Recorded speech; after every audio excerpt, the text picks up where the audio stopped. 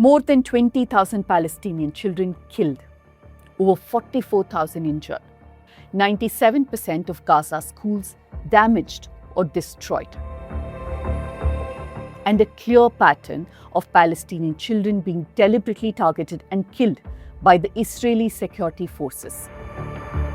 The deliberate, targeted killing of Palestinian children, sexual and gender-based violence, targeting of critical infrastructure essential to children.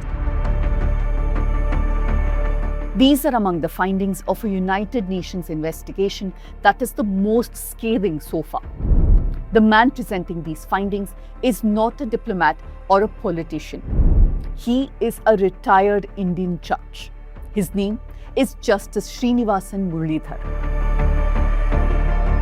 Justice Muralidhar's name is associated with some of the most consequential legal battles in India in the past 2 decades.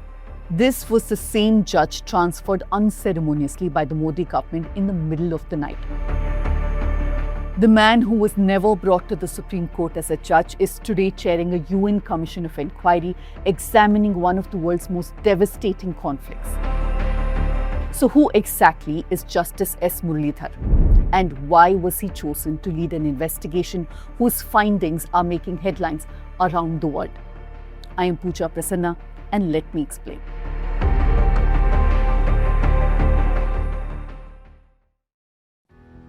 Every week, we make a choice. We can move quickly from one trending story to the next, or we can spend our time chasing the details, the history, and the context that often gets left out. We have chosen the second path. It's slower, it's harder, and it often involves long days and late nights of research for me and my team. But we believe it leads to better stories. And the truth is, we cannot do this if you don't support us. Every contribution to Let Me Explain is, in a way, a vote of confidence to that very approach. That people are willing to engage with complexity, care about context. And if that's why you keep coming back to this channel and to this show, then please consider supporting our work. Scan the QR code on your screen and contribute any amount of your choice to keep Let Me Explain going. And before we begin, scan the QR code and follow the Let Me Explain WhatsApp channel. We're working on some exciting new ideas for Let Me Explain, and we'll be sharing more about them on this very channel, so you can be the first to know.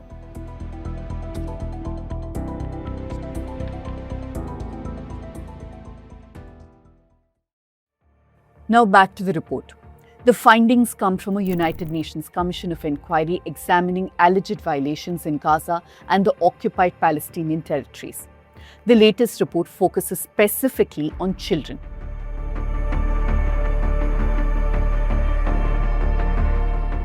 The Commission found that children have borne a disproportionate share of the war's impact.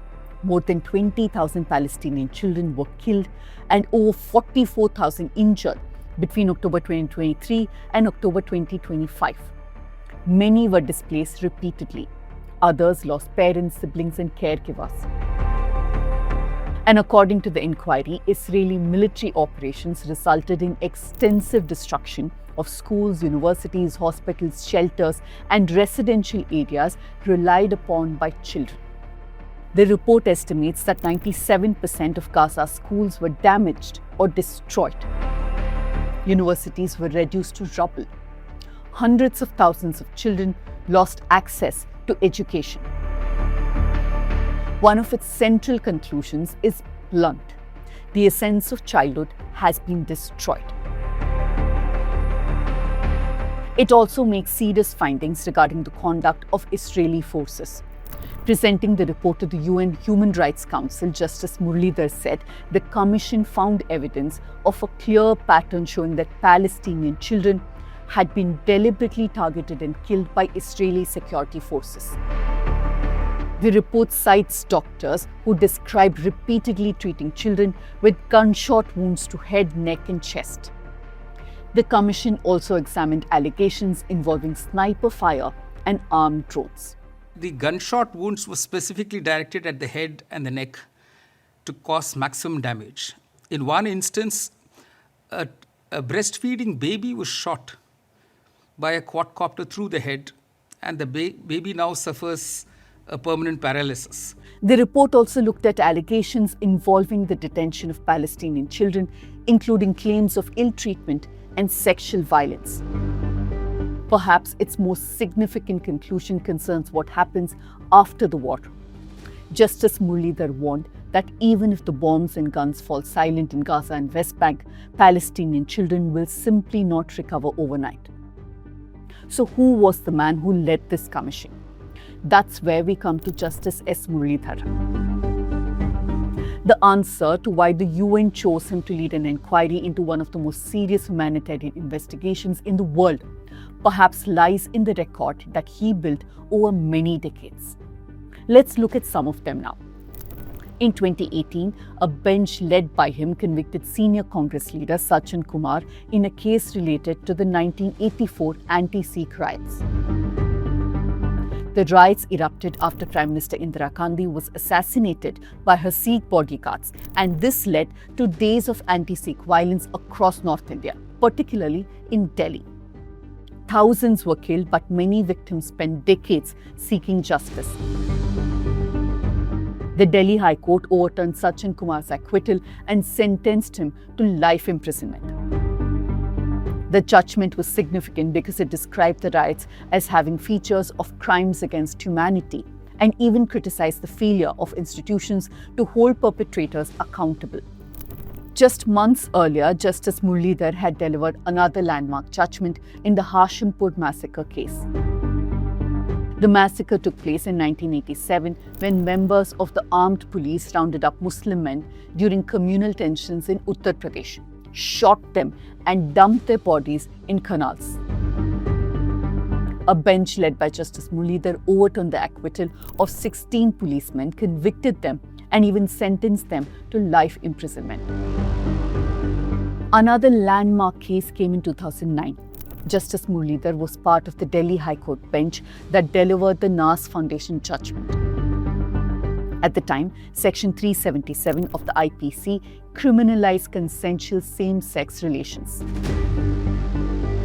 The ruling held that criminalizing private relationships between consenting adults violated constitutional guarantees of dignity, equality, and personal liberty. Although the Supreme Court later reversed the judgment, it eventually restored the same principle in 2018. Today, the Naz Foundation ruling is remembered as one of the foundational moments in India's LGBTQ+ rights movement. Justice Muralidhar also authored and participated in a series of judgments expanding transparency and accountability within public institutions. In one notable case, the Delhi High Court held that information relating to judges' assets can be disclosed under the Right to Information Act. The ruling became part of a larger national debate about transparency within the judiciary itself. His courtroom also frequently dealt with issues affecting people with limited political influence. His judgments address food security, welfare benefits, housing rights, police accountability, and much more. A recurring theme was that constitutional rights are meaningful only if ordinary citizens can actually access them.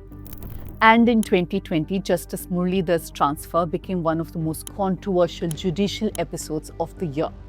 The controversy was not about whether the transfer was legal.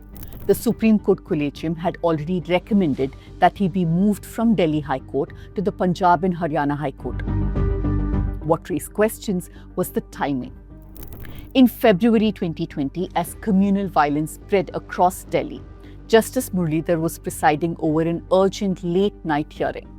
His bench questioned the Delhi police about their response to the riots, directed that injured victims receive immediate medical treatment, and asked why action had not been taken regarding inflammatory speeches by certain political leaders, many of them with the BJP. Then, only hours later, the government issued the notification transferring him out of the Delhi High Court. Officially, the government said it was simply implementing an earlier collegium recommendation. But the sequence of events was impossible to ignore. Lawyers, retired judges, and even opposition politicians publicly asked why the notification had to be issued that very night. The debate did not end there. Years later, former Supreme Court Judge Justice Madan Lokur revealed that the Modi government had repeatedly pressed the collegium to transfer Justice Muralidhar because of one of his judgments. According to Lokur, several members of the collegium resisted these efforts, and the transfer happened only after judges who opposed the move had retired. In fact, Justice Lokur, legal luminary Fali S. Nariman, and senior advocate Sriram Panchu wrote in the Indian Express asking why the collegium did not choose Justice Muralidhar to become a Supreme Court judge. After his transfer, Justice Muralidhar went on to serve in the Punjab and Haryana High Court before being appointed Chief Justice of the Orissa High Court. He retired in 2023. Many in the legal community still believe that a judge with his record could have eventually found a place in the Supreme Court, but that did not happen. Even if the government did not give him the respect that he deserved, his retirement did not mark the end of his public life. In 2024, he was appointed to chair the United Nations Commission of Inquiry looking at the situation in Israel and the Palestinian territories. And today, we have a report stacked with evidence that calls out Israel for its brutality. And Justice Muralidhar is the driving force behind it.